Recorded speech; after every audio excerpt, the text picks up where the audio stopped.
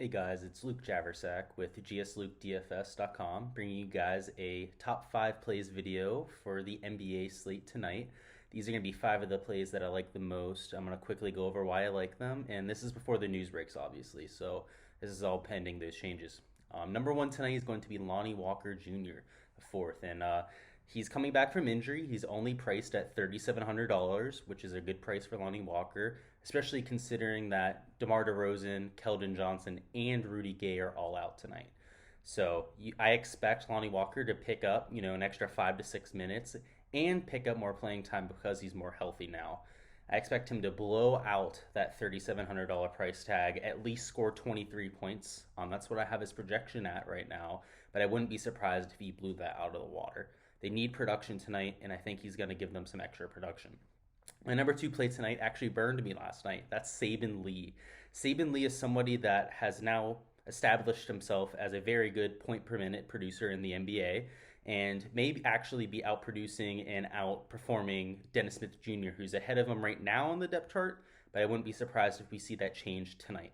If Saban Lee is starting, he's a lock. He should be in all of your lineups. Even if he isn't starting, I expect him to pay off the $3,800 price tag very easily. I am projected at 24 points, 24.5 points now, and a lot of ownership, but I'm okay going over that. My third play and my first spend up option here on the list is LeBron James. LeBron James comes in at $10,000, 900, and is small forward eligible, which I think is the main point here. LeBron James is never a bad option, but especially when Anthony Davis is out like tonight is, and I expect him to put up a 60 burger. They're playing the Utah Jazz, a very good team, and even though it is expected to play at a little bit of a slower pace, I expect it to be a close game. And LeBron James is going to have to carry the Lakers without Anthony Davis, obviously, and even though 20% of the field is on him, I'll expect to have 50, 60% plus of LeBron James. You can't go wrong with him. My fourth play is Jaylen Brown. Jaylen Brown and the Celtics are playing the Atlanta Hawks tonight, which expects to be a very, very high scoring game and a close one at that. Jaylen Brown has been very good this year, especially towards the beginning of the year, but I expect in this high scoring game for him to produce like he was earlier on this year. Jaylen Brown's also small forward eligible, which is always that little extra boost because it is the weakest position in fantasy, and I expect to have a lot of Jaylen Brown tonight. Pretty much every lineup that I don't have LeBron James, I do expect to have Jaylen Brown, just for the record.